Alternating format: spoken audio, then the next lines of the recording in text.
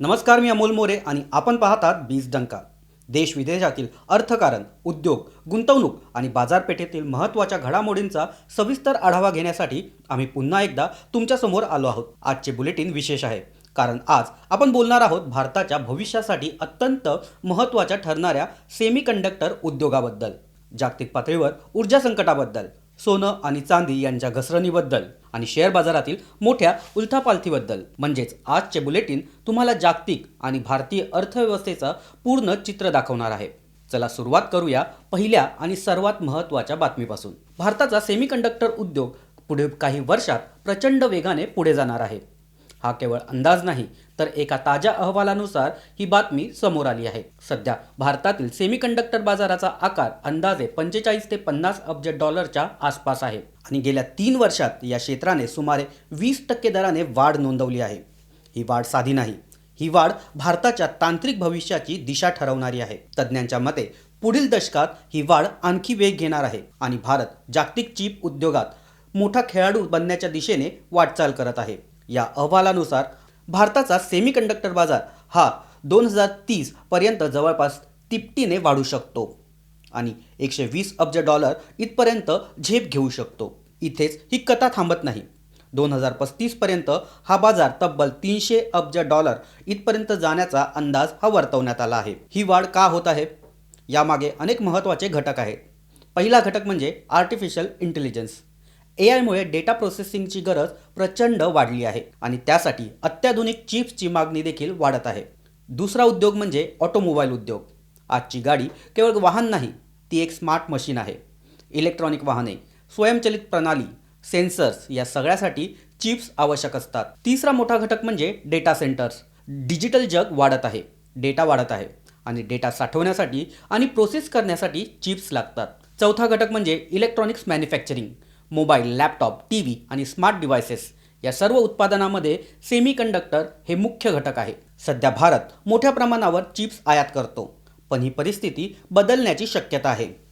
या अंदाजानुसार 2035 पर्यंत भारत स्वतःच्या गरजापैकी 60% अधिक चिप्स देशातच तयार करू शकतो. याचा अर्थ काय? याचा अर्थ आयातीवरील अवलंबित्व कमी होईल आणि देश तंत्रज्ञान क्षेत्रात स्वावलंबी होईल. सरकारने देखील यासाठी मोठी पावले उचलली आहे. इंडिया सेमीकंडक्टर मिशनमुळे या क्षेत्रात मोठी गुंतवणूक होत आहे. आतापर्यंत 19 अब्ज डॉलरपेक्षा जास्त गुंतवणूक मंजूर झाली आहे. या प्रकल्पामुळे OSAT युनिट्स, कंपाऊंड फॅब आणि सेमीकंडक्टर फॅब यांचा देखील समावेश असणार आहे. याशिवाय 20 ते 25 अब्ज डॉलरच्या गुंतवणुकीचे प्रकल्प या प्रक्रियेत आहे. पुढील 5 वर्षात सुमारे 50 अब्ज डॉलरची अतिरिक्त गुंतवणूक अपेक्षित आहे आणि 2030 ते 2035 दरम्यान 75 ते 80 अब्ज डॉलरची आणखी गुंतवणूक होऊ शकते. या सर्वांमुळे काय होणार आहे? पूर्ण सेमीकंडक्टर इकोसिस्टीम तयार होणार आहे. डिझाईन, उत्पादन, पॅकेजिंग, टेस्टिंग सगळे टप्पे भारतातच विकसित केले जातील. यामुळे रोजगाराच्या मोठ्या संधी निर्माण होतील. एका अंदाजानुसार 2035 पर्यंत सुमारे 20 लाख नोकऱ्या या क्षेत्रात तयार होऊ शकतात.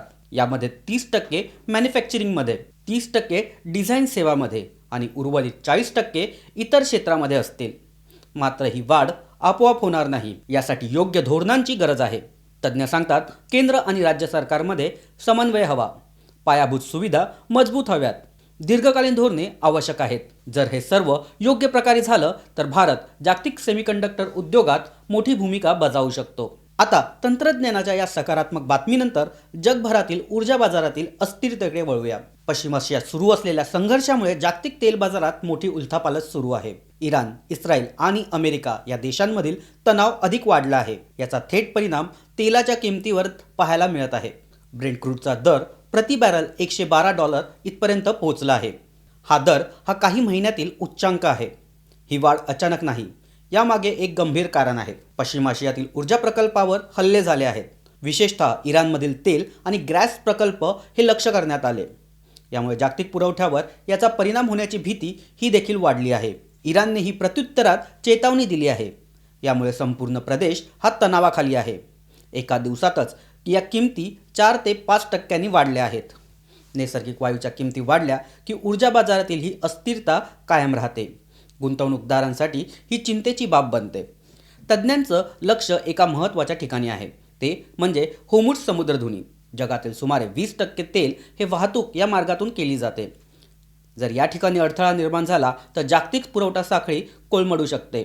यामुळे तेलाचे दर आणखी वाढू शकतात. कतारमधील LNG केंद्रावर देखील हल्ले झाले आहेत.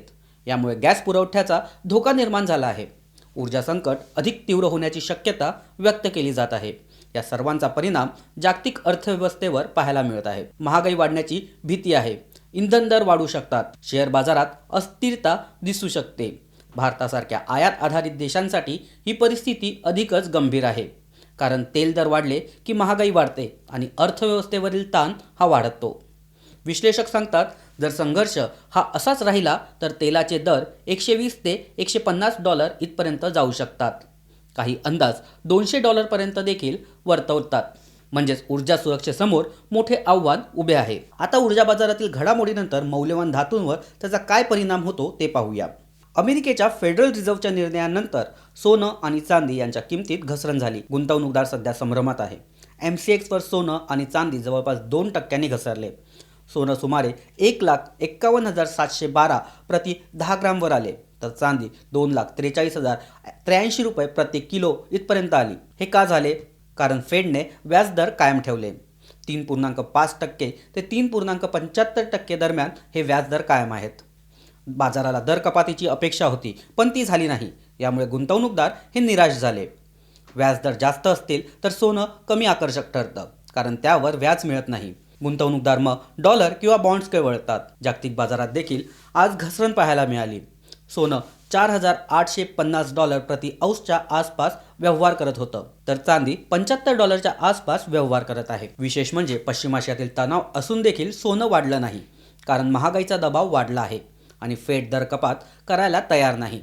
भारतीय बाजारात याचा परिणाम देखील दिसून आला. तज्ज्ञ सांगतात, सध्या अस्थिरता कायम आहे. फेडचं धोरण, डॉलर आणि जागतिक तणाव या 3 गोष्टी महत्त्वाच्या आहेत. आता बाजारातील सर्वात मोठ्या धक्क्याकडे वळूया. HDFC बँकेला मोठा धक्का बसला आहे. पार्ट टाइम चेअरमॅन अंतनू चक्रवर्ती यांनी राजीनामा दिला आणि बाजारात खळबळ उडाली. काही मिनिटातच बँकेच्या मार्केट कॅपमध्ये 1 लाख कोटी रुपयांची घसरण झाली. शेअर जवळपास 9% घसरला. ही मोठी घसरण आहे. राजीनाम्याचे कारण नैतिकतेशी संबंधित मतभेद. यामुळे गुंतवणूकदार सध्या चिंतेत आहे. कॉर्पोरेट गव्हर्नर्सबाबत सध्या प्रश्नचिन्ह उपस्थित झाले आहेत. RBIने मात्र स्पष्ट केले की बँक मजबूत आहे. तरलता आणि भांडवल हे पुरेसे आहे. KK मिस्त्री यांची तात्पुरती नियुक्ती यापदी करण्यात आली आहे. मात्र विश्वास हा डळमळीत झाला आहे. याच पार्श्वभूमीवर भारतीय शेअर बाजारात देखील मोठी घसरण पाहायला मिळाली. सेन्सेक्स 1600 ते 1900 अंकांनी कोसळला. निफ्टी देखील 23,200च्या खाली आली. गुंतवणूकदारांच्या संपत्तीमध्ये आज 7 लाख कोटींची घट पाहायला मिळाली. कारण अनेक होते. फेडचा निर्णय, तेल दरवाढ, HDFCची घसरण आणि नफा वसुली. आज सर्वच सेक्टरमध्ये विक्री झाली. बँकिंग, IT, मिड कॅप सगळीकडेच दबाव पाहायला मिळाला. विदेशी गुंतवणूकदारांनी देखील आज बाजारातून आपले पैसे काढले. तज्ज्ञ सांगतात, ही घसरण तात्पुरती असू शकते, पण जागतिक परिस्थिती ही महत्त्वाची आहे.